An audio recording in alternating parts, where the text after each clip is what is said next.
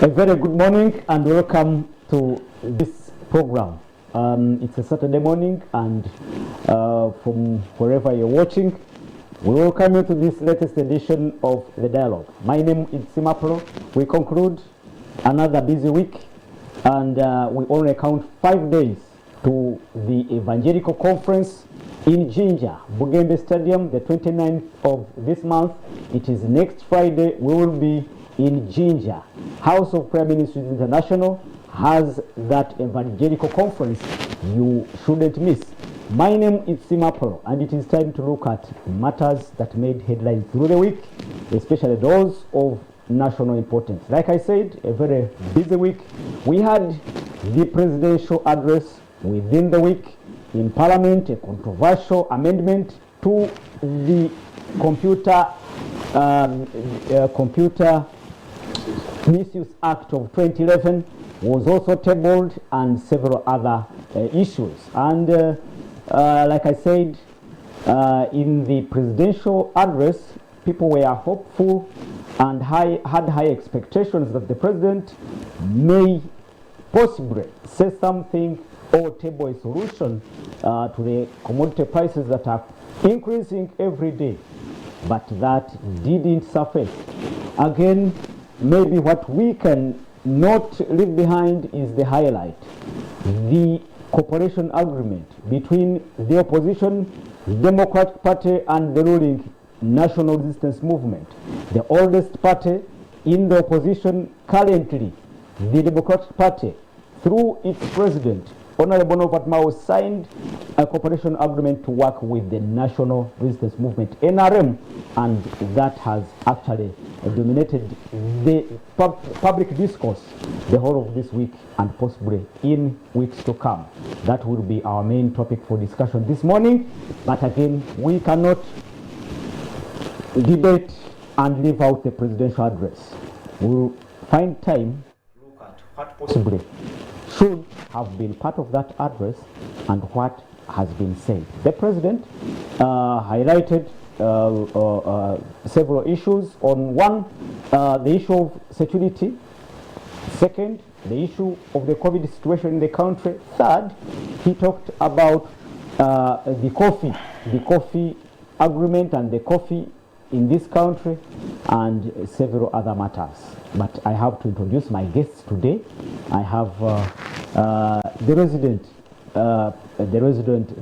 panelist, Honorable Barnabas Tinkasimire, and he is the Honorable Member of Parliament representing Buyaga West in the 11th Parliament. It's a pleasure having you on the show once again. After a while. Thank you very much, Apollo, and to our viewers. Indeed, it is after a while. I remember those weekends towards the end of June. I was engaged in preparing a mass wedding for my constituents. Oh. As I had earlier intimated, every term we do a Thanksgiving, which is not throwing a party for people. But I think we looked at something which we like give to God, make some people return to God, and we discovered that organizing a mass wedding for people who have been in their marriages for many years and they would want to return to the Lord, we felt it was a good gift to give to the Lord. So we've been organizing it. The first time we had 87. The second time we had 130. Now this third time we are going to actually hold two. In the first group we had 117. 117 couples across the constituency. We divided the constituency into two places. So we have had from one area, one place, one cluster, 117. I don't know the number we would have in another cluster. And that happened on 26th of June. So on 28th, to our viewers, I think 27th 9th, I was asked by the Speaker to attend some meeting in Washington, D.C. Wow. And it had to do with the issues of Parliament, to find out how our embassies are doing in those places, the issues that affect them. And I also used the opportunity to have a meeting of with the Banyoro living in US. So it was a wonderful time for me. Wow. Something that we lobbied for our region. We met a great cardiologist in USA and discussed issues of cooperation with our region as Banyoro.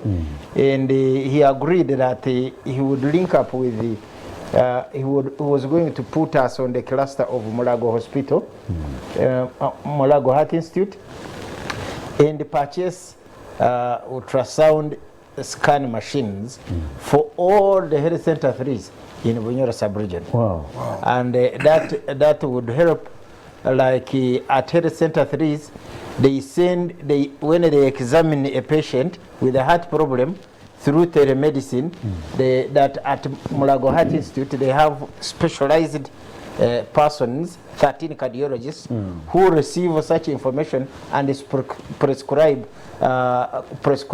medication at that level. If it just requires treatment, they do the treatment. But if it requires like a surgery, they invite the patient to Mulago Heart Institute and they do the surgery. I think it was a wonderful time that I spent in the US. But the heat is too much. It's too much. The heat wave. It's too much. Of course, the struggles we have here, they are affecting them, but not to our level. Our level, we have been highly affected by the Russian war, Ukraine war. Their fuel is not as expensive as here. In USA, a gallon constitutes 3.7 liters. It is at $4.7 US dollar. So when you convert into Uganda money, that means they are buying a liter of fuel at 2,914 shillings, Ugandan shillings. But that is America. Of course, when this matter came up, they called in their reserves, part of some of the reserves they have. Reserves. So really, for them, issues of it will remain a threat when they do not replenish the reserves. But they have enough reserves, according to the information I got, that can take them even for 15 years. 15 years. So maybe we have a lesson to learn, that we are running a country like Bazimia Moto, fire brigade. Where is the fire you go? But this time we are not even doing that, because we have left the Ugandans to whom it may concern. Survival for the fittest. Honorable, we may learn lessons but lack capacity anyway. But it is a privilege having you back. I am very, very delighted to return. And of course my constituents are also waiting for me. And we will see how to share the time with our viewers. Thank you very, so very much, important. Honorable Barnabas Tinkasimire. He's the Member of Parliament representing Buyaga West. But Richard Tinkasimire is a communication specialist, convener of the civil society nutrition, and again he will tell us about his pageant and everything. Welcome to the show, Tinkasimire. Richard. Thank you very much. I was just thinking about this all-male panel and then on the country. And I thought maybe to see me and your producer, you also need to look for Yeah, we will. To be part of us. Last Saturday, the other Saturday I was here. Nice to be here this Saturday. I'm praying to God that I'm here next Saturday. My namesake, he called me Ito. You know, he mentioned climate change and he talked about pageant. But also first, he talked about talking to our diplomats. I also happen to move around a bit. I have a bit of interest in diplomacy from the other angle that I belong to. My own feeling, Honorable Barnabas, is that when funds are being appropriated for foreign service people in Uganda, it's the cost of living that is used is the Ugandan cost of living. So when they are giving an allowance, say, of $2,000, the people who appropriate money will be saying, why are you giving them 7 million shillings? Because they are looking at it from the Ugandan experience. But when you are in Washington, where you have just been, the cost of living is absolutely different. And I think that's important to so I'm glad that Honorable Tinkasimira and your colleagues, you went. The other experience I have had is that Ugandan diplomats are not expected to go with their families. Because they are many times in countries which use their languages for schooling, especially for lower school. And so they have to go to international school. But then the money that is given to support the education of the child is not even a third of what an international school. So when you are a lady in the foreign service and you have young children, I think you're expected to have them in Ugandan schools. It can be very disorienting for families. So I thought, since I know a bit about the diplomatic situation of our diplomats, I could share that. Finally, on the pageantry that you have talked about, you see, the pageantry is about climate change. It's Miss Planet and Miss Earth. So that's very important to understand. Yes, we are moving. Certainly, I can tell you, up on the 20th of August, we shall crown our queens for Uganda, and then host the global one, and the government now is on board. But it is important to see it as another way of communicating an important issue. Because I told you, just a single girl will have 1 million followers online. I don't think a combined of the 5 big men on this, I don't think we are anywhere near on our following online. So I think it's important from a communication angle where I belong that we need to exploit some of these new areas of communication for even the important political and development issues. Thank you so much, Richard Baguma Tinkasimire, communication specialist. But we have Senior Counsel Simon Peter Chinobe in the studios. Speak to our viewers, and it is a pleasure having you on the dialogue once again. Thank you. First of all, I'm happy and glad to be here again. I want to thank all citizens that are working towards the enhancement and betterment of the common person. We've talked, my colleagues have talked about global warming, and I think as a nation, as a continent, as a world, we need to take that very seriously. London has been boiling. You know, you're in your house and then it catches fire. You have to go to a cooling center because you cannot afford to cool down, to pay the bills for cooling down. Kampala itself has been extremely hot. I was in Hoima a few weeks ago, and again, extremely inordinately hot. The rains are coming.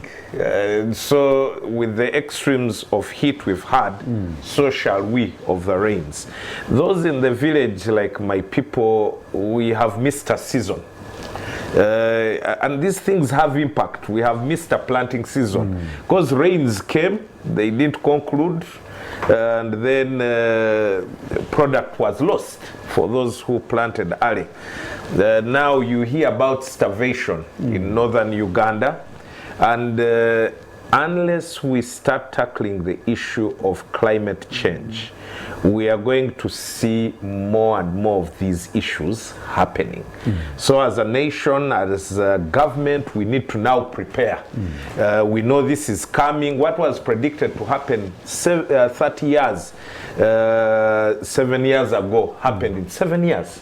So that shows you the acceleration of climate change, environmental degradation.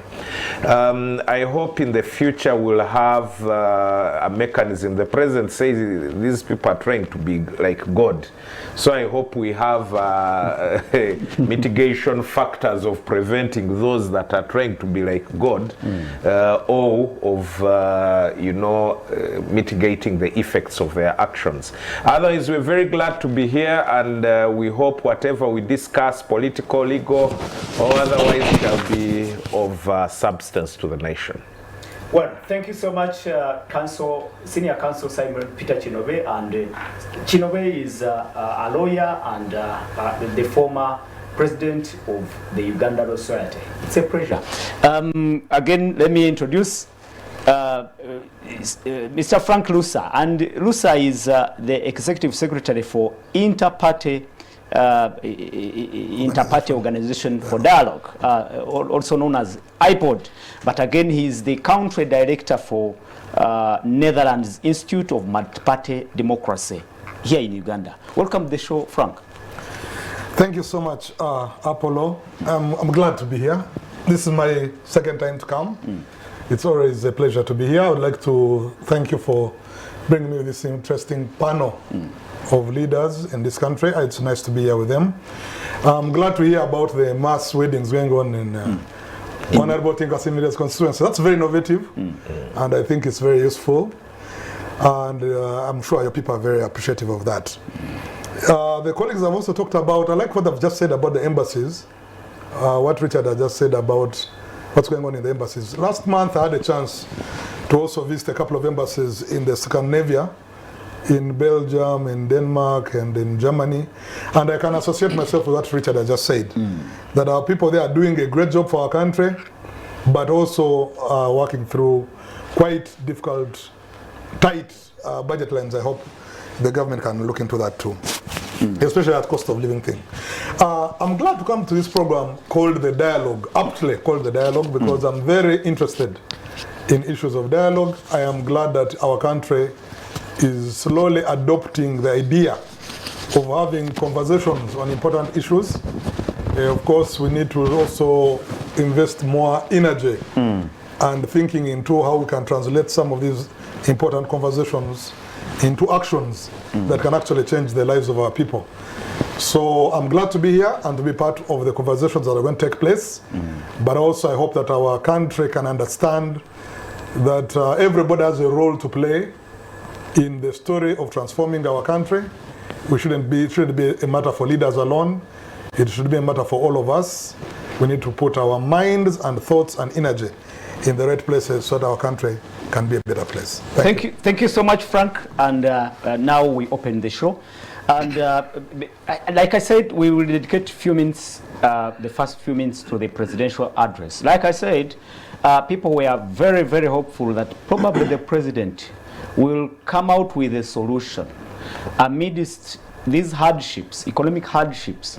Fuel prices this week hit 7,000 per liter of petrol here in Kampala, and elsewhere it has been noted that a liter is in 10,000, 12,000 across, I mean, in some parts of the country, which is actually a very, very pertinent issue relating to the cost of living, the cost of production, and all of the matters. But His Excellency the President insisted and held on his initial position that he cannot go into tax cuts subsidies.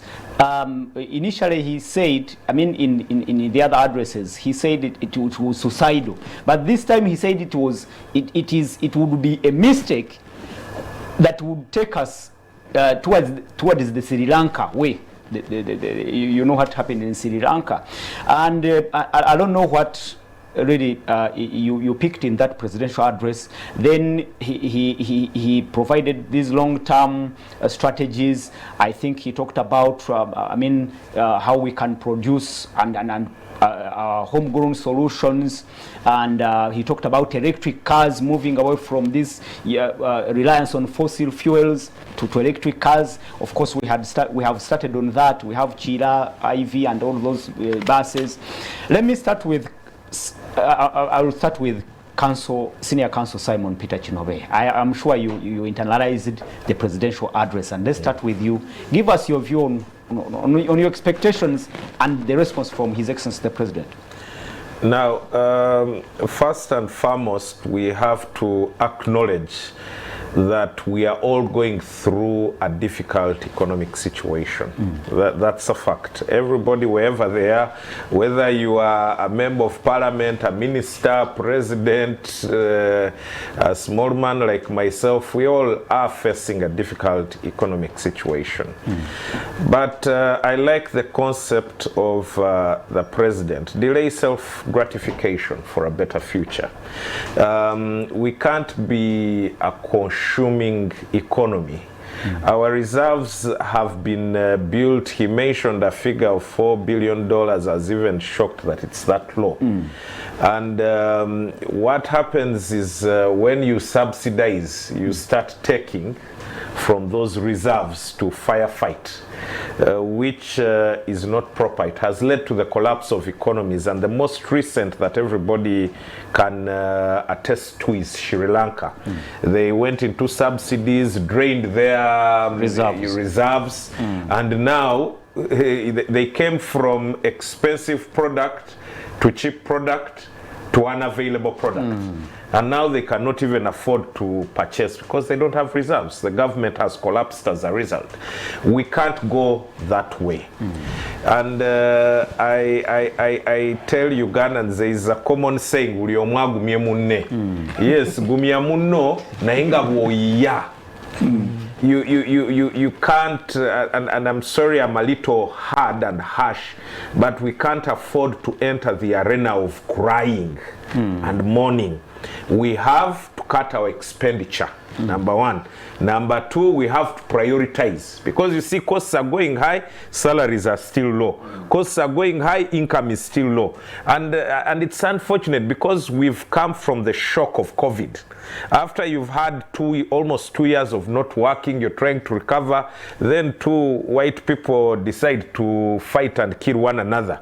And that has also led to the disruption. So you have a disruption in fuel prices because the import has gone down because Russian oil has been banned. You have a scarcity of wheat because the second largest wheat exporter, Ukraine, is being attacked. But also there is also the issue of speculation because Saudi Arabia, all these other OPEC countries have refused to pump more oil. They are saying now that you have a pact on the eradication of fossil fuels, we better make money from the little. So there is enough, but we need to make money before you people enforce. So there are all those global issues that have nothing to do with Uganda, have nothing to do with East Africa, but have come into play to affect our economy.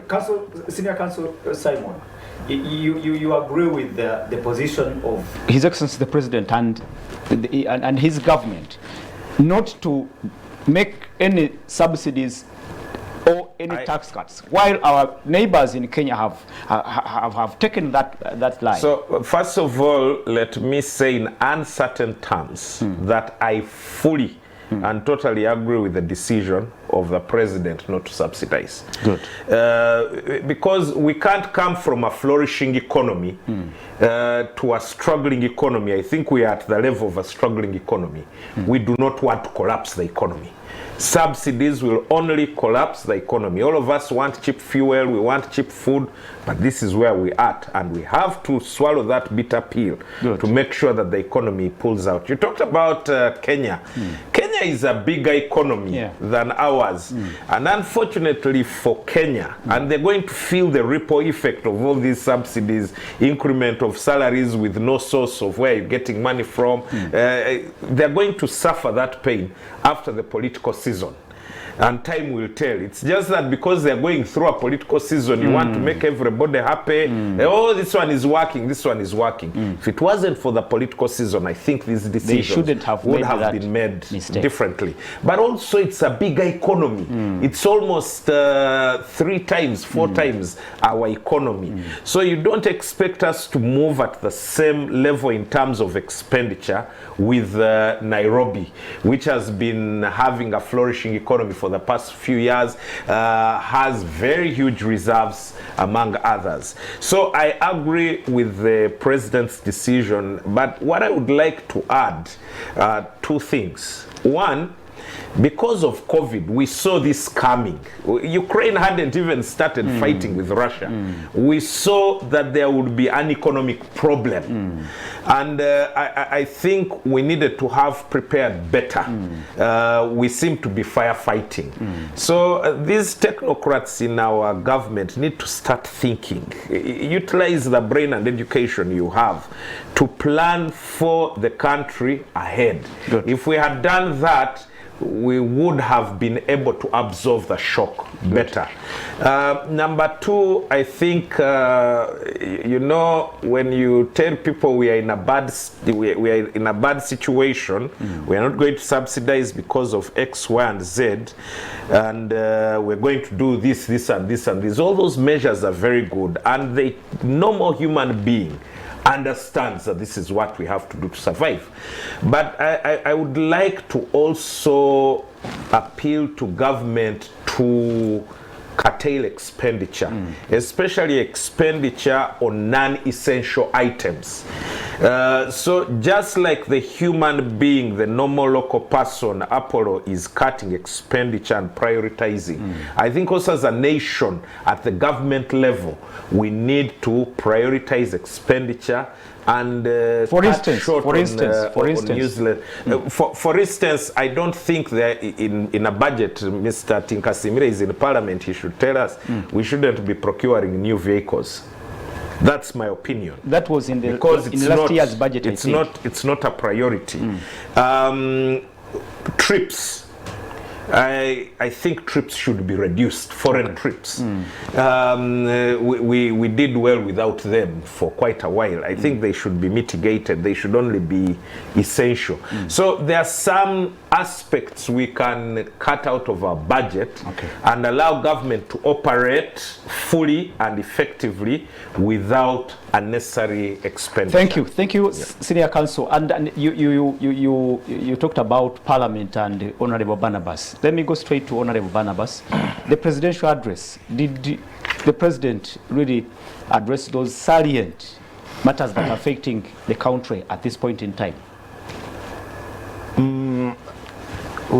Of course, I want to thank our senior for his submissions, particularly in the areas when he says he would desire to see government cut expenses. When a head of state comes up to address the nation on critical issues, among them the crisis that we have of survival.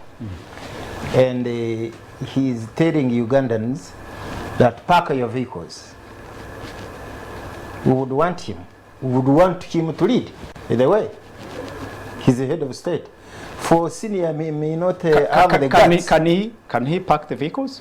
He may not have the guts to tell the president that on his convoy he has even useless vehicles which he moves with, like his toilet. I normally use it as an example. You like it or not, no one has ever seen him use it between State House Nakasero and Entebbe. Even from Entebbe to Nakasero, no one has ever seen him. But every day, as he plunges, because his office is in Entebbe, so as he plunges from Nakasero to Entebbe, it moves with him. He has not cut his convoy. But he's telling Ugandans, park your vehicles. But the security of a head of state cannot be compromised. Including the toilet? It is part of his... It is part... So you are the people, actually, saying we are okay, the president can continue living like Louis the 16th and his wife, Maria Antoinette. And then you are crying. For me, I will cry for the Ugandans because they are the ones I lead. I know the crisis they are in. I had senior submit that we move from a flourishing economy to a struggling economy to a collapsing economy. For me, the economy we have been in is a struggling economy. Yeah, true. We posture statistics that show that the economy is growing. Economy is growing on Sudiri's money. The ordinary person has been struggling. Luckily, the president clarified. Even the rich have been struggling. I saw this rich man, Vitatule, was it Vitatule, crying. Patrick. Crying. And I believe he's about to run to the president for the subsidy, which the president is saying he cannot subsidize any person trying to collapse. We have seen him several times subsidizing rich people, but he is not interested in subsidizing the ordinary person. I totally disagree with the submissions of council on that area and the president. In medicine, we have something. Why do they put people on oxygen? Yeah, that's life support. Why do they put people on oxygen?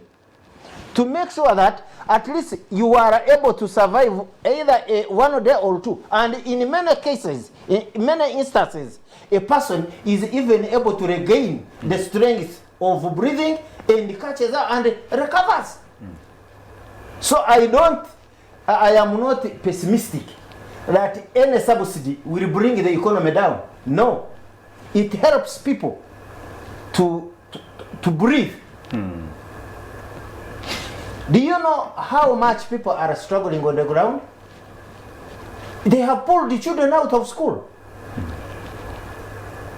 Me, I have the privilege of interacting with the majority of Ugandans at village level. At least I am proud to be among the members of parliament who have held meetings of not less than 4 hours in every village in my constituency. I have 384 villages.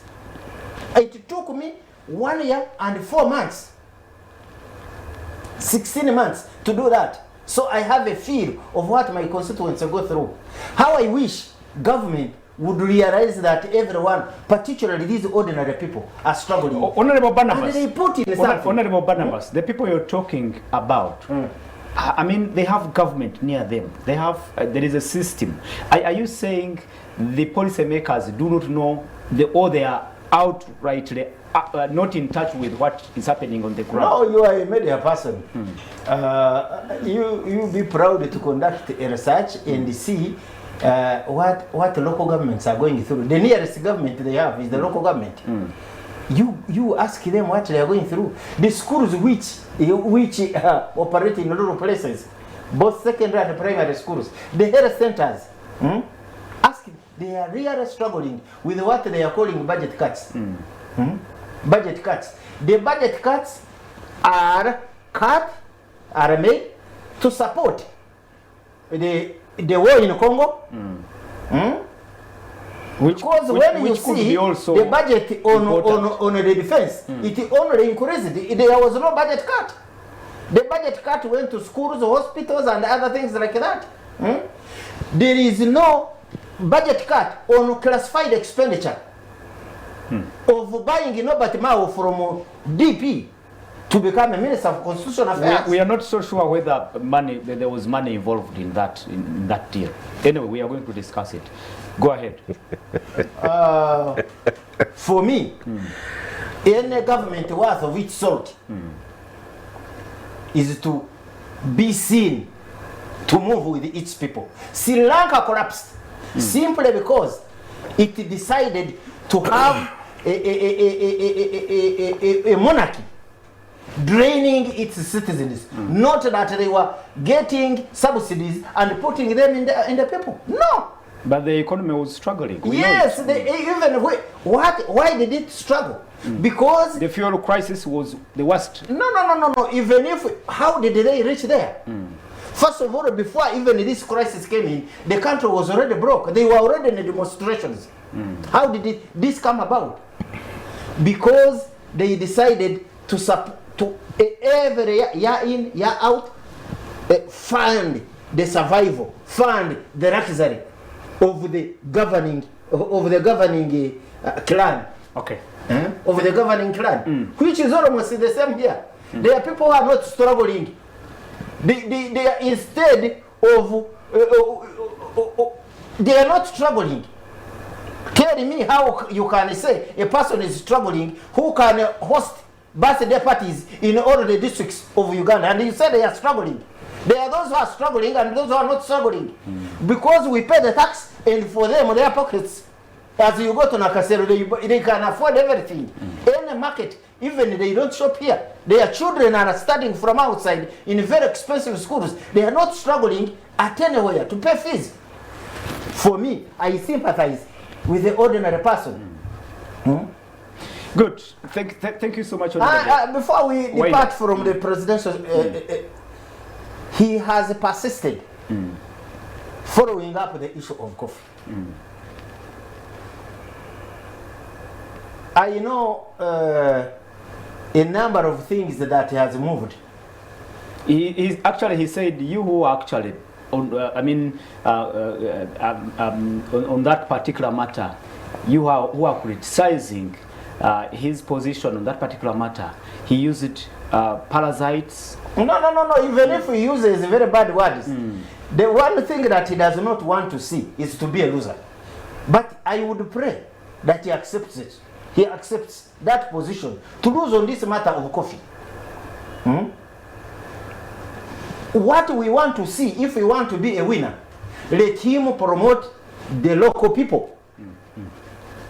As was done in South Korea, that for them the local industry is, they put a standard. If it is international standards of maybe processing coffee, they bring them here and say, you are going to be involved in processing coffee. We are going to give you this machine at this cost.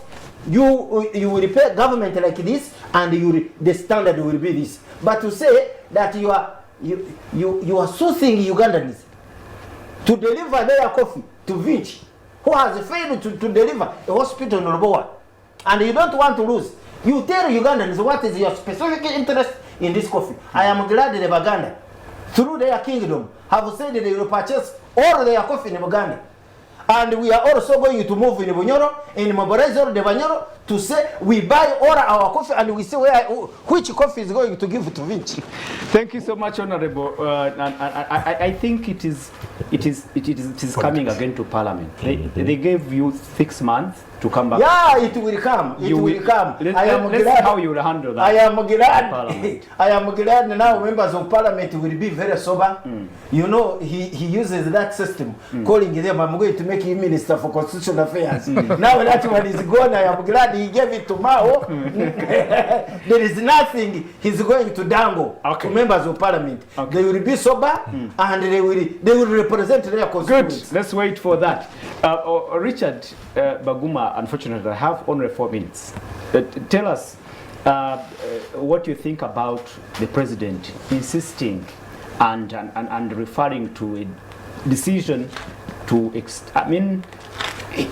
how he handled the whole state of affairs in that presidential address in just 4 minutes as we go for a break. Thank you very much. I think for me, I always say on this show and every other show I go to, that His Excellency Rubengo Haburugwa is a gorilla through and through. Actually, he was doing his gorilla work. Said, me as a rebel, I cannot walk that wide road. Now, I did not listen to the entire narrow address. No. There are certain things I expect him to talk about in every address this time. The Ebola, no, not Ebola, which one is this? COVID, obviously, 1986, and the struggle. There are certain things I expect. And so I did pay much attention. But what was intriguing was that he started with a Bible quote. Yeah. Then I said, now the gorilla has moves now. Totally from everything else to some superhuman, I say now we have gone.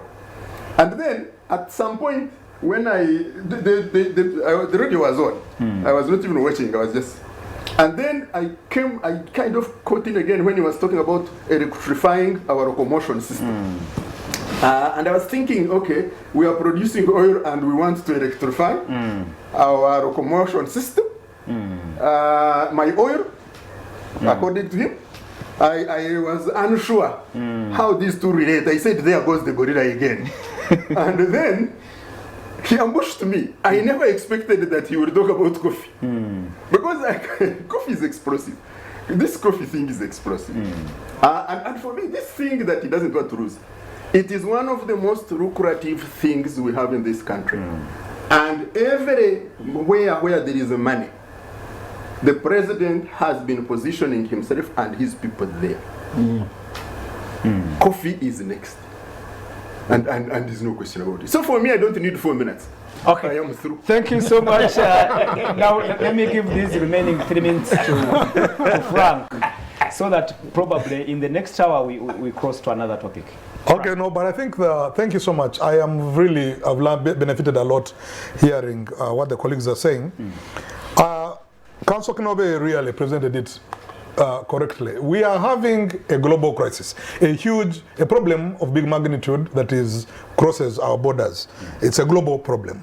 However, that one should not exonerate us, because at the same time we are also talking a lot about the fragility of our economy.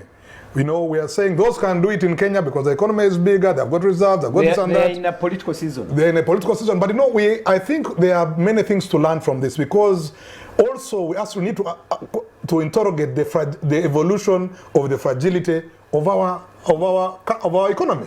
Why are we this fragile? Why are we so vulnerable? What should we do to stop this kind of thing? But at the same time, also I agree that if you're going to make any intervention, you need to be guided by the factor of sustainability.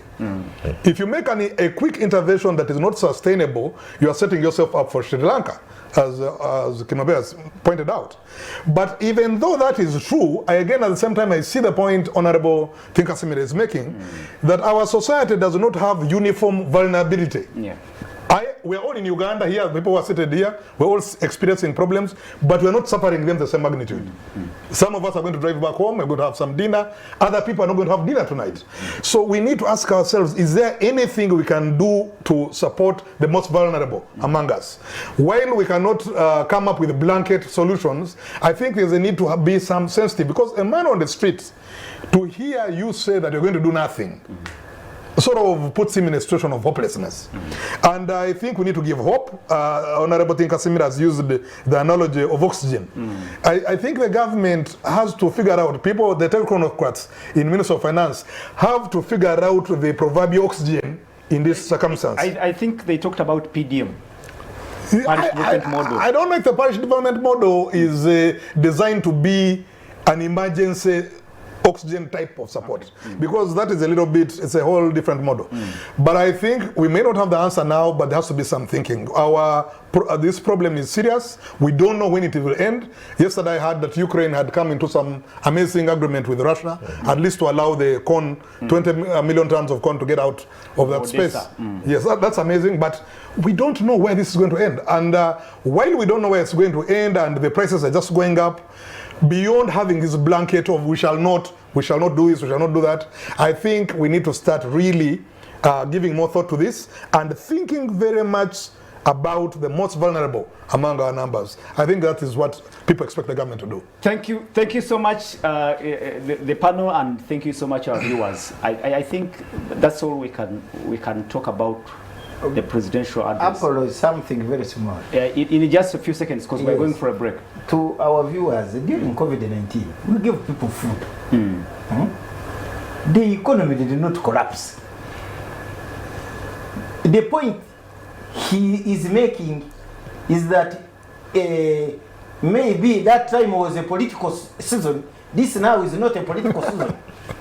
But COVID was a pandemic. That was a season of a pandemic. No, even when it was there, it was during, I am sure, if COVID was today, when there is no campaigns,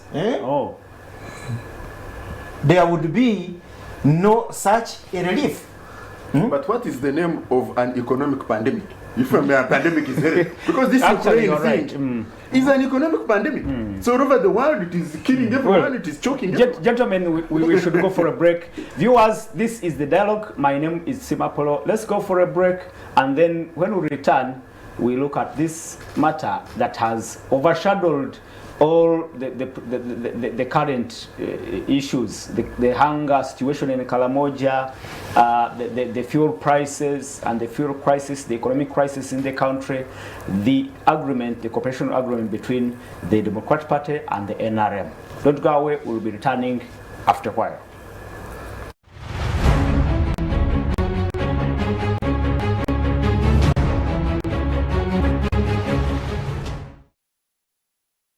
The break. This is the dialogue. My name is Simapolo, and on the panel this morning we have Honorable Barnabas Tinkasimire, the Member of Parliament representing Buyaga West.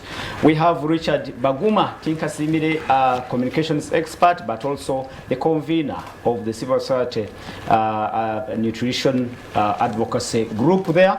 And we have Senior Counsel Simon Peter Chinobe, the lawyer and the former president for Uganda Law Society. We also have Mr. Frank Rusa. Rusa is the country director for the Netherlands Institute for Multi-Party Democracy, but he is also the executive secretary for the Inter-Party Organization for Dialogue, also known as IPOD, looking at the matters that made headline through the week. We now go straight to the issue that dominated headlines that actually overshadowed all the discussion on the hunger situation in Karamoja, the hard economic situation in this country characterized by high fuel prices and high commodity prices, the cooperation agreement signed between the National Resistance Movement and the opposition Democratic Party, and subsequently the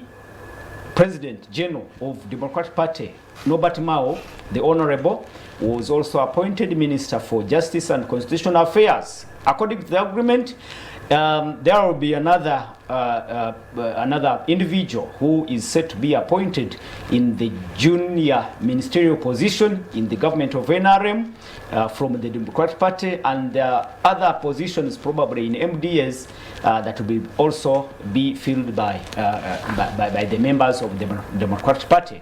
We look at the effects and the whole arrangement that is now happening between the opposition parties with the ruling government. What does it mean to the political space in this country, the political future of this country? And I will go straight to Frank. Frank, you are an expert in this. Tell us what you think of this arrangement, and in whose interest does it really serve? Yeah, thank you very much, Apollo, and thank you for this very important discussion and topic. When you told me it was this topic, I had to come. Let me begin by saying that since the return of electoral politics in our country from 1996, multipartyism in 2006 onwards, we have successfully seen our politics and our electoral politics becoming very polarized, more incidences of violence, more intolerance. Very many ugly things have been happening successively. Almost every time we go to an election, we are wondering whether we're going to come out of it safe and in one piece as a country. This is a very concerning trend which should not be encouraged. So for us, we have been saying that although multipartyism is built on the principle of competition, especially during electoral cycles, it would be important also to have cooperation side by side with competition, at least outside election periods, because there's a country to run. Elections come and go, but this country is here.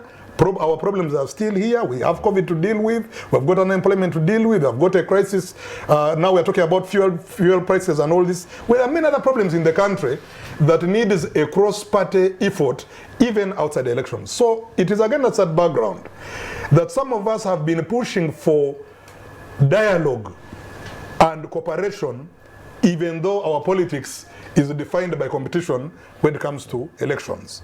This is the whole spirit of inter-party dialogue. This is the whole spirit of what we wanted to do in the national dialogue. Now, dialogue in itself is built or founded upon a spirit of cooperation. You cannot dialogue if you have no cooperation. You begin by agreeing to first cooperate, and then you create a framework of that cooperation. Now, we've got different forms of dialogue in our country. We've got a dialogue that is between all registered political parties in Uganda. It is called the NCF, National Consultative Forum. It is hosted at the Electoral Commission. We have got a dialogue forum of political parties with representation in Parliament. It is called IPOD, and it's established by Memorandum of Understanding. But we have also had an effort of saying, no, we need a bigger dialogue that also brings in civil society, that brings in academia, that brings in lawyers, that brings in farmers, that brings in business people. That effort was going to be called the National Dialogue, to bring everybody together. What are we trying to do? We are trying to build bridges across the different divides, vertical and horizontal, to see that we can have bigger consensus on issues that affect our country. But while that one is going on, there's even smaller arrangements of cooperation. For example, every time we are going to an election, we hear that some people in the opposition have decided to team together to try and see if they can have a joint candidate to verse the NRM candidate. That even while that cooperation is going on, it does not in any way undermine their membership in IPOD. They are still our members, only that when it comes to elections, they want to organize as opposition to verse the ruling party. Then after the elections, we all go back into IPOD. Right now we are hearing that there's a conversation which has been going on between the principals of DP and the principles of NRM. I understand that now they're in the process of trying to ratify what they agreed upon. That degree of cooperation, if it is a cooperation that is going to increase consensus and cohesion in tackling the critical issues, that is most welcome to people like us. Wait a minute.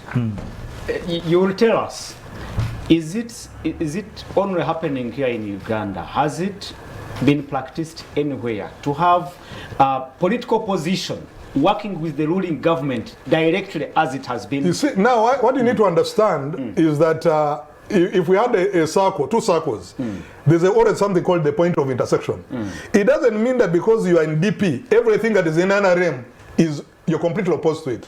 It doesn't mean because you're in NRM, anything that is in JEMA, you're completely opposed to. To the extent of appointing a political position president to the office of the minister let me explain that in to the you. ruling government. That is the reason why this particular time around, I was very happy to see that there was a framework of the agreement, of the cooperation. First and foremost, Mr. Honorable Mao has been complaining in the news that people are calling it a marriage or a coalition. It's not that. It's a cooperation, and I want to stick to that word, a cooperation. I think they have found a point of intersection. And what is this point of intersection? If you look at the document that has been doing the rounds on social media about what are those areas that these two principles want to cooperate on, I see issues of rule of law. I see them talking about the need for a national dialogue. I see them talking about national reconciliation. I see issues of justice and others. These are things that DP holds very dearly.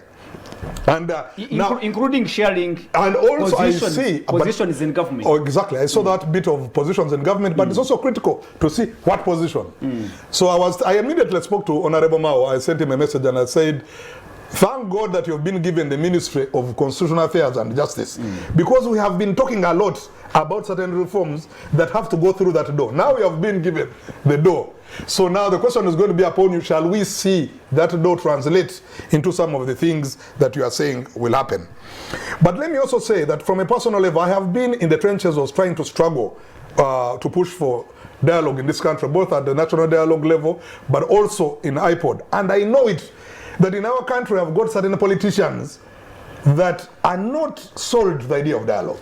But also know there are certain politicians who truly believe in dialogue. And I want to tell this country that Honorable Mao is one of those politicians. I have even many times been trying to push him and say that, to make some concessions. You see, if you want to have dialogue, that means you must be prepared to walk away from your extreme position to go into the middle.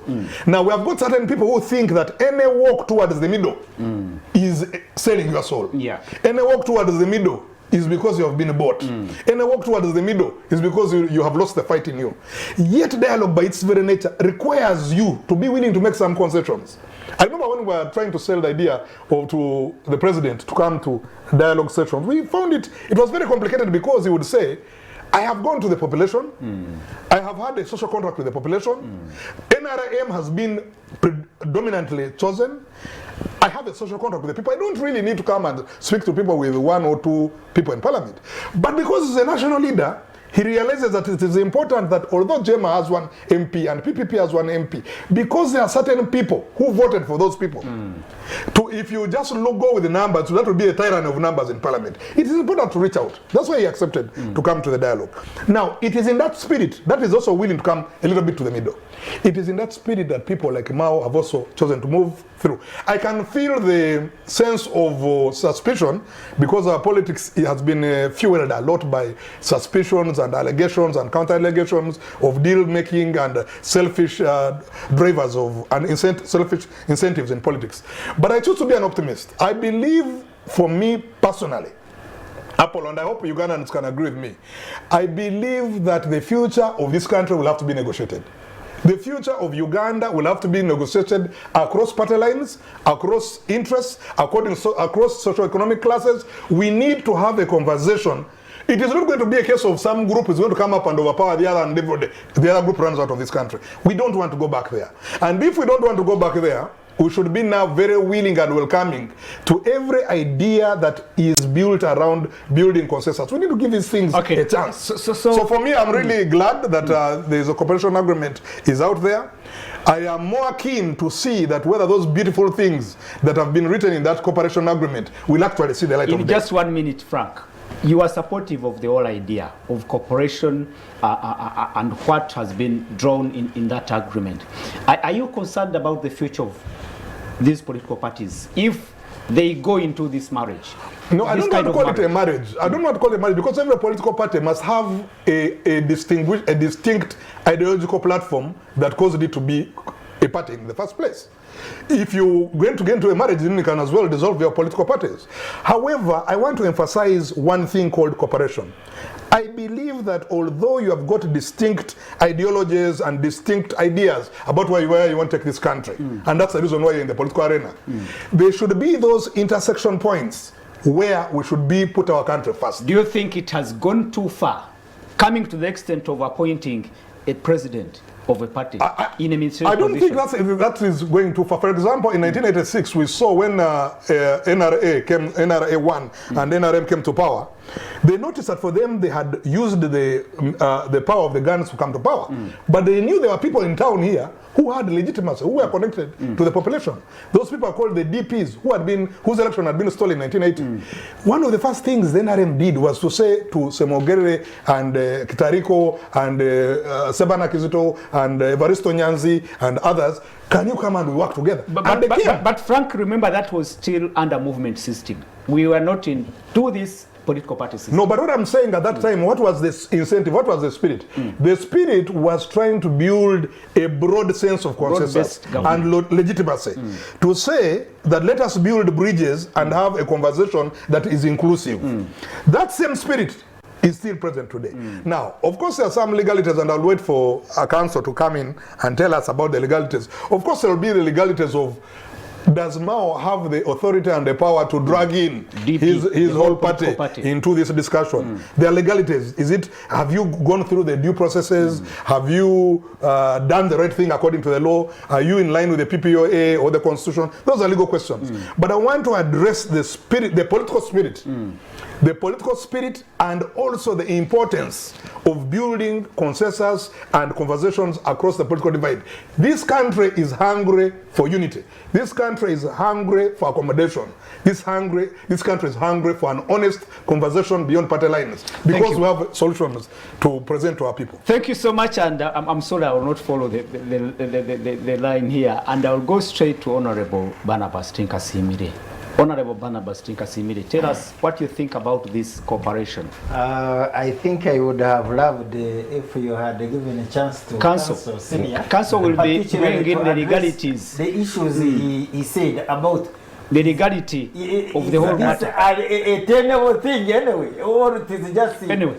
As much as it was postured in the public eyes, it is just for convenience.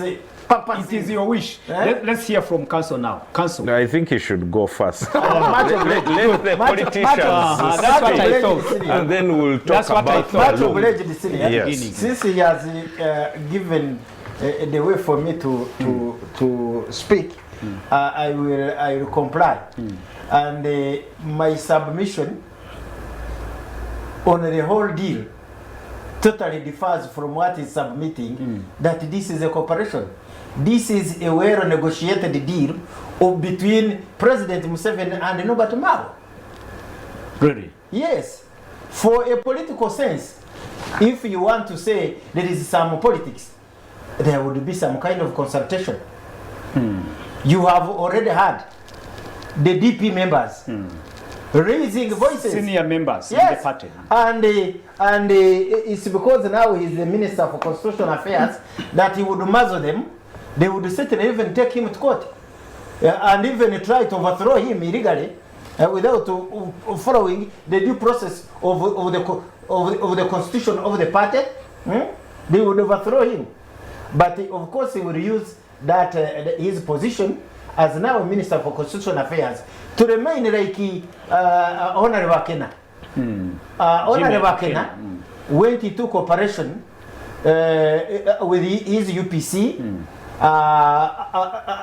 into NRM, and he has shared the national cake greatly, and I think Norbert Mao said, hey, I can also use this window and do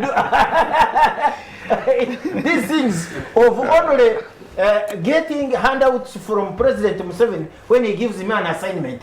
Go and spy on what the Langis are saying in their annual cultural meetings, and bring me the information. Go follow this politician. Go and attack Noop. Go and attack Atikas. At one time, Norbert Mao attacked the small Tikas in Barnabas. That I am this Chisoga, this plant that claims. Now he's the one who is the Chisoga. You get me? Me, I have never desired to be in DP. My father was a DP. Up to the time when he died. I have not had the privilege. If he was still alive, I would ask him to give me the opinion of Norbert Mao joining NRM, joining the government. Has he joined? My definition of political... Has he joined the government? Of multi-party politics. Of multi-party politics is a competition to capture political power. Civil society, I could be convinced if he was the one talking. Civil society, they look for the common good. In politics, we don't have anything like a common good. A common good comes when you have won an election. Now, is Norbert Mao going to further the agenda of DP or the agenda of NRM? That's the big question. It is not even a big question. It is clear. The Constitution commands him. He has a collective responsibility. Any decision of cabinet, he must follow. And the current cabinet is formed by the NRM government. We are implementing the NRM manifesto. Anything outside the NRM manifesto, we are not going to do it. And I had my good friend, Frank, submitting that now he's happy that Norbert Mao is in charge of justice and constitutional affairs. Does he have the power? He's there. He will remain there, the stooge. Pause in meetings, go and open, minister opens conference. But they have a binding document here. Yes, it is there. But I can assure you, it will remain at that ceremonial part. And I want to, if he should, after his term, because he says he wants to remain minister up to the end of this term, 11th Parliament. We want to compare notes of something that he would have fathered for DP, which is not sanctioned by President Museveni. It will not be there. It must be something that furthers the interests of President Museveni. President Museveni may enter this deal for strong political reasons. He knows he's returning in 2016.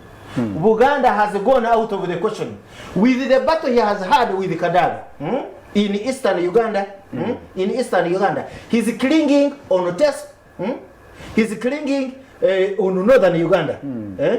Right Honorable Olanya had done a very good work for him. Unfortunately, he passed on. Now he has to find another person to raise his campaign. in that place. So the deal is not about DP. It's not about DP and the NRM. No. Talk about the bigger picture that the agreement and Frank raised. The issue of dialogue. Those are moral issues. It also talks about peaceful and democratic transition. Do you see this one happening in this country? Are you saying President Museveni handing over power to anyone? It is only the grave that will hand power to any other incoming person. I equally state that I have hope that even after when President Museveni has died, we are going to have a peaceful country. I still believe so. Because I think the number of years we have tested peace, no, I don't think that Ugandans would be interested in going back to the war. Okay. They can continue promoting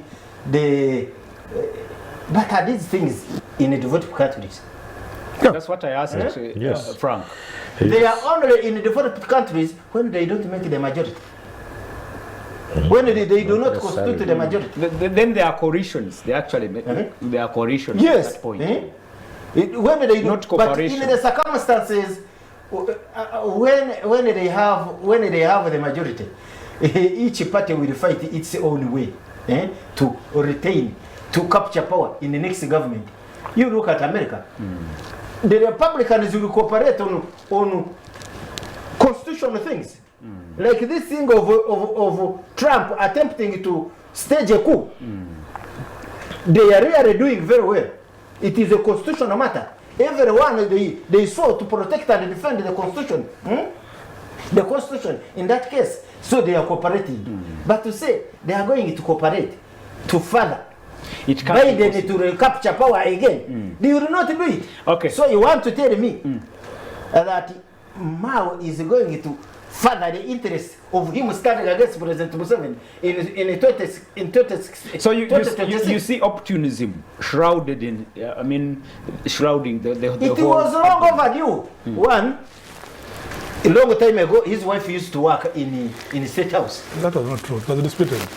It's not true. It's not true. I don't know. People say it is not true. Do you have evidence to the contrary? It is not true. It is not true.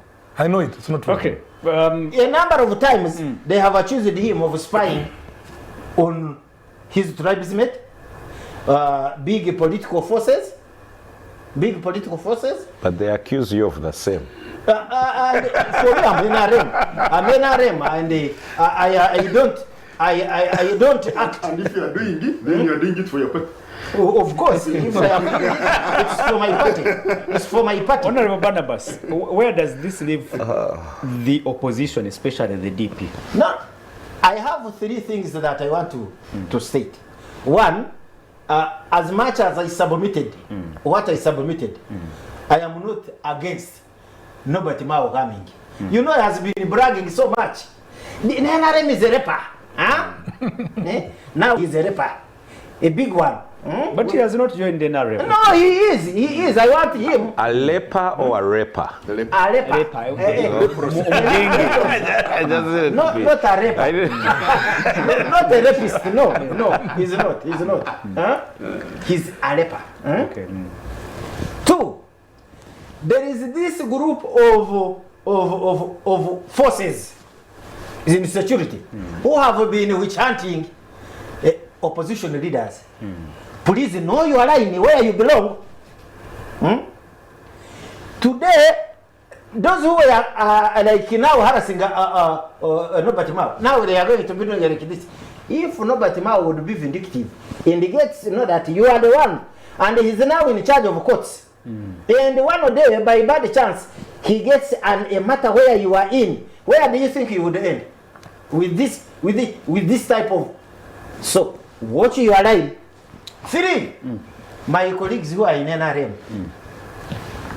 you also must know where you belong, because it is not how much you sing NRM oye that will make you partake on what is on the table. Even those in the opposition, they may climb the table before you go there. But what's wrong with that, Honorable? Watch your line also. They are Ugandans. They are Ugandans, and if they are ready to serve, What's wrong with that? No. I don't think that in NRM we do not have a person who would not feel, who can't fill that position. This man is NRM. He's a senior, a former president of Uganda Law Society. Of Uganda Law Society, an accomplished lawyer. But even the an accomplished lawyer. And even the an accomplished lawyer. You want to tell me he could not fill the position of Minister for Constitutional Affairs? But also Mao's qualifications are not questionable. Yeah, Exactly. he's very senior. He's senior, and he may be even more. Exactly. For you, you are glad you held the position that puts you up. Gives even a title of senior counsel, but ordinarily he would even be addressing him as senior, because he joined the bar before him, joined the bar before him. So I think he fills the position. You get me? But it is not to say or to state that we do not have the member. Is it the end of the DP? Is this the end of the DP? No, DP has survived. Even worse situations than this, it would have died completely during the time. By the way, Obote was a very serious politician, and he would have killed that party. I mean, he killed the president.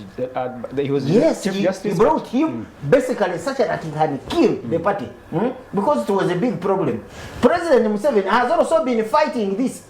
You see, he brings in Semogerere, who was their president. Later on, the disagree stands against him. He brings in Chitariko Robert. Sevana. There is a this man. Sevana. Oh, okay, Sevana. The Chitarikos who are DPs. But there is this man who died, the mayor. Seya. Latif Sebagala. You know that man was a mobilizer. Yeah. A mass mobilizer. Nasantege Sebagala. Yes. Who mobilizes both the illiterate and the educated. But you can see how you contain So him. DP may survive the storm. It will survive the storm, but of course Robert Mao is the one who has to play now his cards properly. Am I going to now be inherited? Because now he has to be very, very smart. Either play the role like my land right honorable speaker, and become smart and strong, even support NRM and even leave other parties and join NRM. Otherwise you will disappear like Onzima. Who knows where Onzima is? You will disappear like Chibanzanga. And of course my IGG is also slowly disappearing. She holds the position, but whom can she arrest? Okay. The people we hear arresting are the ones in State House, this unit. Okay. Can she arrest anyone? Thank you so much, Honorable Barnabas. Richard Tinkasimiri, because Council now will come last. It was UPC first. These are traditional political parties. UPC does not have a cooperation agreement. But they are into almost the same. They are friendly, but they do not have a cooperation now agreement. It is DP. Where do you see this going? Is the President Museveni's famous statement that by 2021 there will be no opposition? Is it what is actually happening, or what we are seeing? No, President Museveni did not start saying that there will be no opposition in the last election. No, he's been saying it. So that cannot be new. That's one. The second one is, I think every DP president has been in government at some point. So either it was the late Chiwanuka in government, it was Dr. Semogerere. In fact, when I started thinking about this thing, I think it was 1991 or 92, we were in a tent at State House in Entebbe. Yeah, and it was three of us. It was President Museveni, it was myself, and Charles Wumsha. And then Minister Semogerere calls. And the president was free with us. He was giving him guidance. We were in a matter that related to more than our country, the usual clashes that we are in. And he was giving him guidance freely, and we were seated there. I mean, quite young. But when we went away, I think I asked Romchan when we were in the small car driving, and I said, but that is the, because in my mind that was the president of the party. Now here. Minister of Internal Affairs around that time. Yeah, you know, he held different documents, so it was really internal. But anyway, so then, of course, then the honorable, the Red Seven, also. So when you look at the DP presidents, they have been going into government, and DP has not died. It is still alive. It may be weaker at some point, and in fact, for me, the one who was going to kill DP. Is it for personal interests? No, but is it for national interests?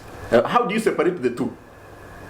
I don't know how you separate the two. You will educate me about that. Me, I don't have the education about how you separate national figures from national and personal. But you see,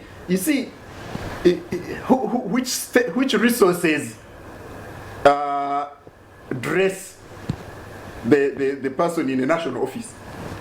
And they national resources. Yeah, taxpayers' money. So I don't know. You people, which pays for the domestic help? Isn't it the national resources? So is domestic help to a national service or a personal service? So for me, those are the questions I ask myself. So the legal people can legalistically divide them. Me, I am talking about politics. Yeah, that's what I want to keep to. So this is not new, that the presidents of DP have been taking ministerial positions. No. In fact, for me, do you find it irregular? Do you find it? No, I don't. It has been regularized by practice, by political practice. So I don't find it irregular. In fact, I think it took too long to happen. Yeah, and I have told this to Honorable Mao, if he remembers. We were at another sitting in somebody's home, in our home village in Kokonshero in Mbarara, with the Honorable Mao, the Right Honorable Leto Lanya. It was very deep in the night. And I was asking him, I said, but you have delayed to go into government. Because it is not the first time that he has been offered a position. It isn't. No. The only thing that has happened for me in this one, I go with Ruta, is that it has been written. But I can also tell you that my President Museveni, has said a mere piece of paper cannot do. Yes. He has said it. So this is a mere piece of paper. I agree. The agreement. Yeah. And he has voiced it before. Why I love my president is that he says these things. So we either decide to listen or we don't. And let me tell you, for me, the most important role that Mao is going to play right now in a city, in a European country, there is a group making constitutional amendments, proposals. I would be highly, highly surprised that Chinobe doesn't know. He cannot accept publicly. And he's going to hammer me legally that, you see, this is not legal, I am making allegations. I agree. But right now, there is a group, it has been there for not less than 3 weeks, making proposed constitutional amendments. We needed a poster boy for the upcoming constitutional amendments. Honorable Mao is one of the very best poster boys you can have. Yes. For this. So for me, so you find It's interesting.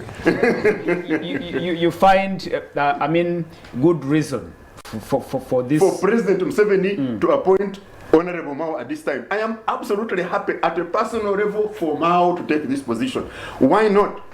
Mao has struggled as my guild president. I disagreed with him in his guild president completely, but I respect that he was guild president. He has been a leader at his secondary school. He has been a leader where he has been MP, chairman, LC5. It was time he became a minister and something better. Don't you find it, I mean, impactful on the future of the Democratic Party and the opposition in this country if we take this route? No, you see, for me, the first person who drained the opposition, especially the Democratic Party, was the Honorable Chagulanyi. He drained in this last election. I think he was the largest drain on DP. But again, draining other political parties, but building another strong. There is no party called opposition. There is no party called opposition. It doesn't exist.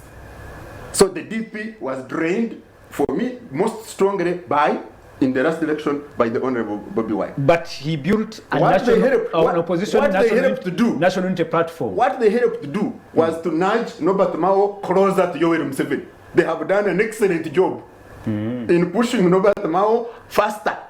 He was dragging his feet, they went into his back and kept pushing him towards Yoweri Museveni. Yoweri Museveni must thank them for pushing this. It is the Chagulanyi effect. Oh, they have done a wonderful job to do this.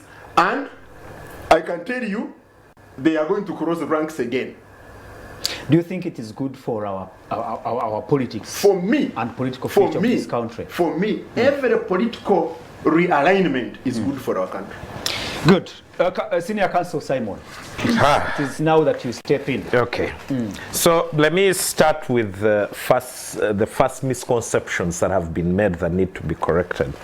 First of all, there is this assumption that when you're in the NRM, you are there for reward. You are there to either get positions or get money. Those who get positions get the opportunity to serve, but we are not in NRM to make money. We are in NRM because we believe in the ideology of NRM, and we believe that it is better suited to take this country ahead, given the economic recovery, stability, among others. Many people in the NRM are not even politicians. I tried my stint at politics, but I wasn't looking for a job. I was looking for service for the common, local, everyday person. I have my job. I am making money without fail. I'm not necessitous. I use that money to give back to society. And so the misnomer of thinking that everybody in NRM is looking for a paycheck or a position is wrong. I'm sorry to interrupt you. Are you suggesting that people who are joining NRM, the likes of Honorable Betty Kamya, they are from the opposition, are going to serve, basically to serve Ugandans? I cannot speak for everyone, but what I can say for certain is there are people who are passionate about service. There are people who are passionate about giving back to the society. And so for you to think that somebody is joining a party because, I mean there are people in the opposition, they are drawn by their ideology that the welfare of the human being in Uganda will be best served in the opposition.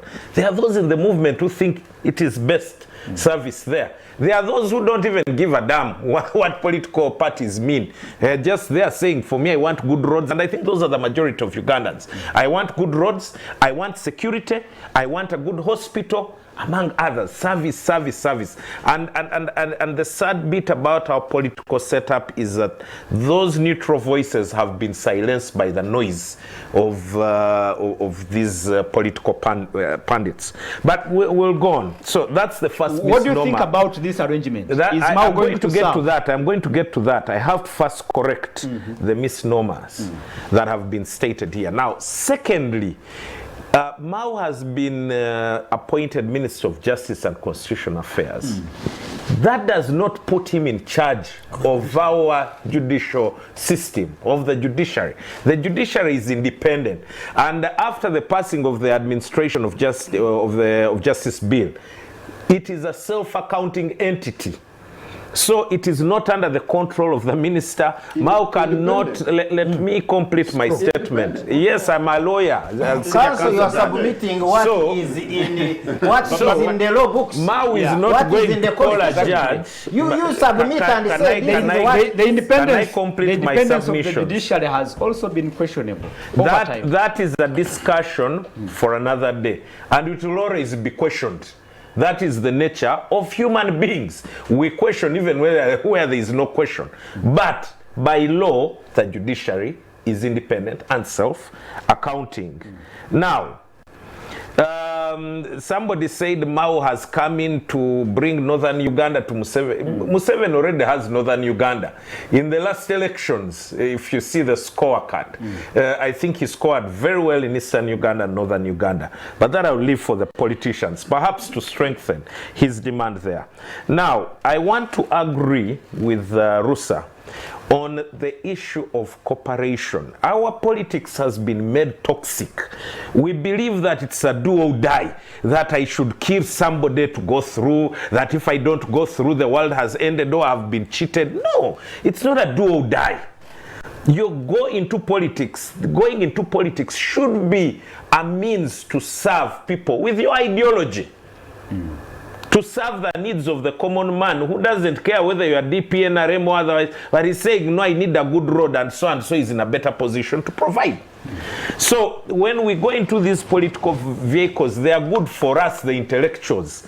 But my peasants in Kiriabtuz, where I come from, are not interested in some of this political vibe that we throw around. Now, when a person like Mau comes, and this is the problem with the opposition, that when I come and hug and talk to Tinka Simire, they think that Tinka Simire has given me money to cross. That when I go and talk and hug Chagulanyi. But politics in this country, that's the problem. Politics in this country has been commercialized. Commercialization of politics is a different factor, and it's wrong. But it's a different factor. There is also suspicion. That if Chinobe sits down and talks to Chagulanyi, oh, Bamuguze. But now he's submitting from the point of knowledge or just as a Ugandan just? For me, I have been in this thing. We have bought people with the cash. I have carried the cash. Can I complete? Now what he's giving. Yes. He's giving a good with the cash, not just this small money. A billion plus. Let me complete. A billion plus. He's being a corrupt politician. Does not make everybody corrupt. But by the way, let me clarify my evidence. Let me clarify my statement. Evidence to the fact that let me clarify my statement. My saying that it should not happen does not mean it doesn't happen. It happens, but you should not assume that everybody that wants to cooperate with somebody has taken money. It doesn't work that way. I have my friends in the opposition, very deeply rooted in the opposition. But then you see me there and say, oh, that they have sent him to give me money. It doesn't work that way. Our friendship is not built around ideology. Our friendship is built around blood. At the end of it all, we choose to disagree. But that is not the end of the world. At the end of it all, as politicians, what we are looking for is a vehicle that will best serve the interests of Ugandans. And I am glad that Mao has changed. This is a very brave step he's taken to say that I will choose to cooperate, because I feel if I were in this position of cooperation, I would best serve my people. It doesn't mean that he's moved away from his ideology. It doesn't mean that he's thrown away his ideology. It just means that we can work together on these common interests that serve the interests of Ugandans. You find it possible to do exactly what you're saying. Has it been done? Wait a minute. He remains a president of the DP. Yes. DP remains a vibrant political party. Yes. But he's a minister in the government. Yes, why not? Where does vibrancy come from?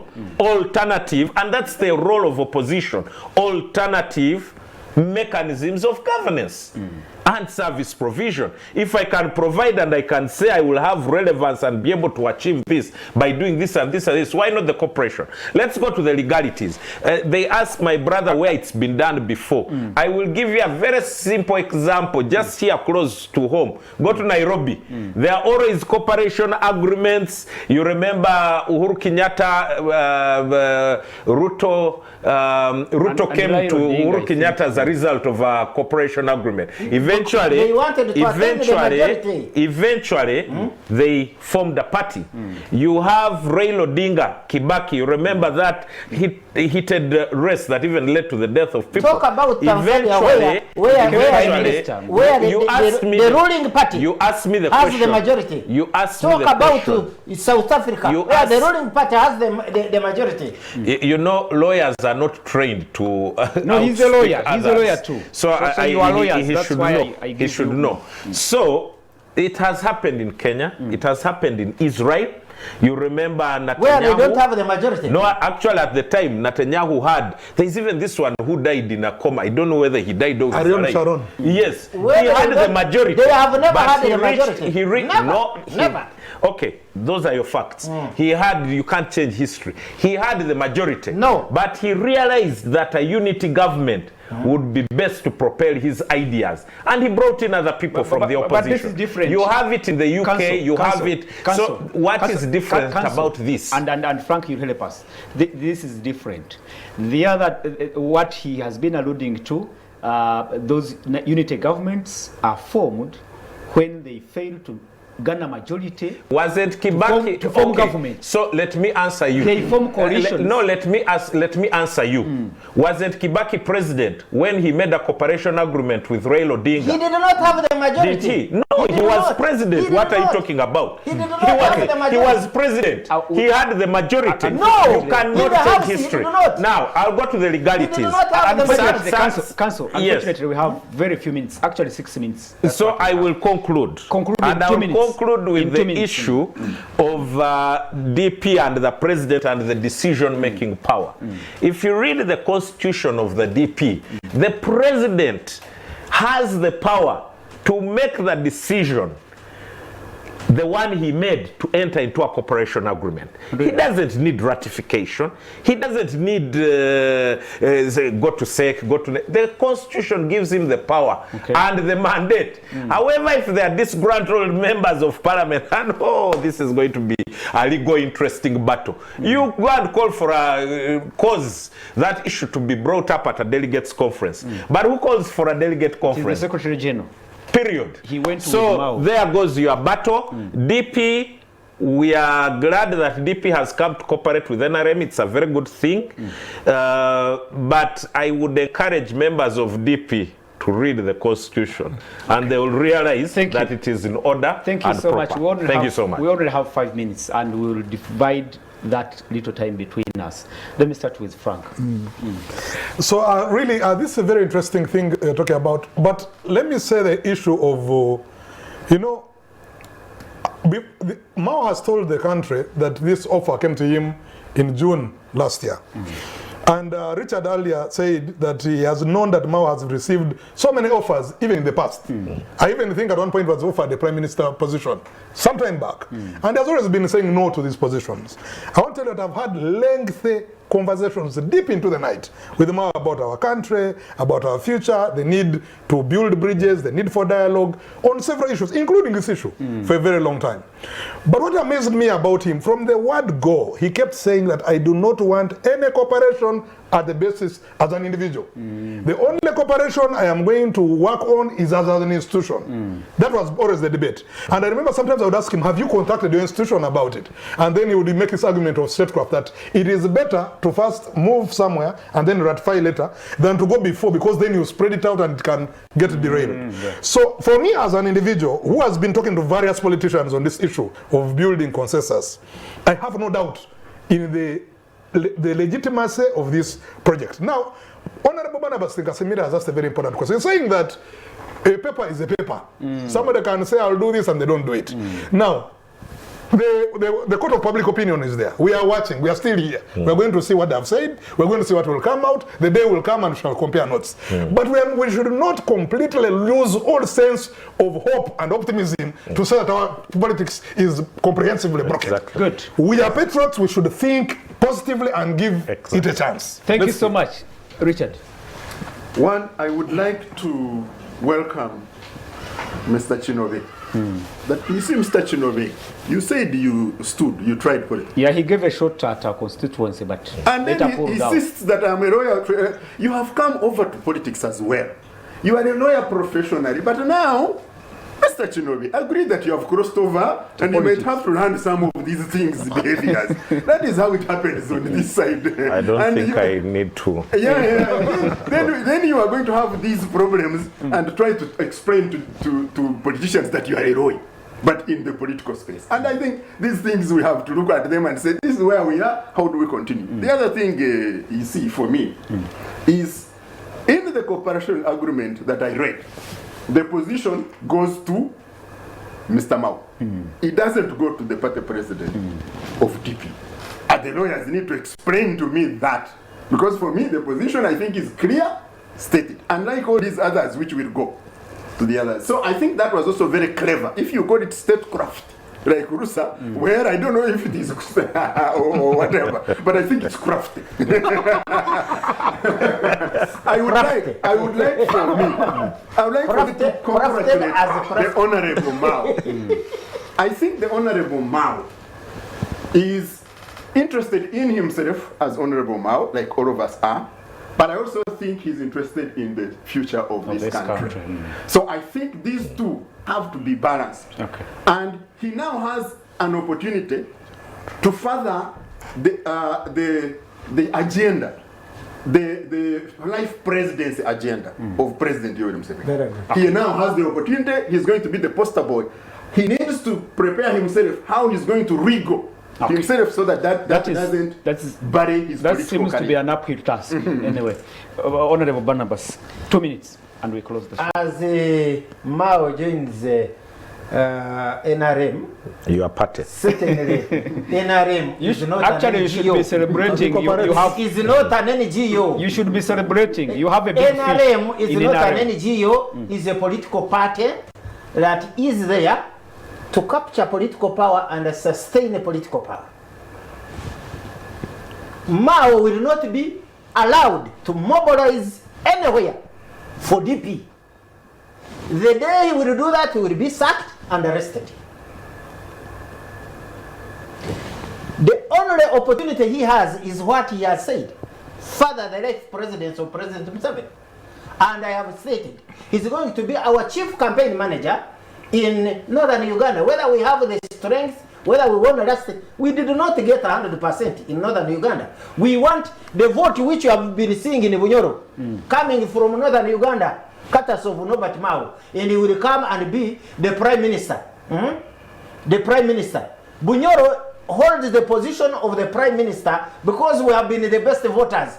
He has to compete with my sister or with us from Bunyoro, and that's why we have hired him there. These are other things we don't care. The president has sufficient money at his disposal. Okay. 3 trillions, 3 trillions unclassified expenditure. He can even take 1 trillion. We finish DP. We will go for any other person. Who is coming next? We are even giving it a shot of Noop. Who is coming You next? can see how they realize disorganizing it at the national level is a bit difficult. We went for councils. Wakiso, you see what we need to eat. Kampala, how we do it. Mukono, those, now we are building momentum to come for the national one. The MPs, they are in disarray. In Noop. Is it for our country? Is it for the good of this country? As we wind up. For the good of NRM, for the good of NRM to keep in power, we must sustain power. You get me? And for President Museveni, of course, he has crafted that we cannot even internally replace him. So he even goes for us. Even we who want him to be replaced. Viewers, our time is up, and we must thank you so much for being a great audience out there. And it is a pleasure hosting these gentlemen in the studio. But Thank you so much. Next time. Next time we will have a lady here. Thank you so much, Honorable Barnabas Nikasimire. It is always a pleasure having you on the show. And thank you so much, Richard. You know it's a pleasure. And it's an honor having Senior Counsel Simon Peter Chinume here, and having Frank Rusa. It's a pleasure. It's a big privilege having you on the show this morning. Viewers, our time is up, and we'll be returning next Saturday. My name is Simapolo, and I must sign out right now. Thank you so much. It's great. Let's meet in Bugembe Stadium next Friday. Be there. Don't miss it. Good afternoon and a good week ahead.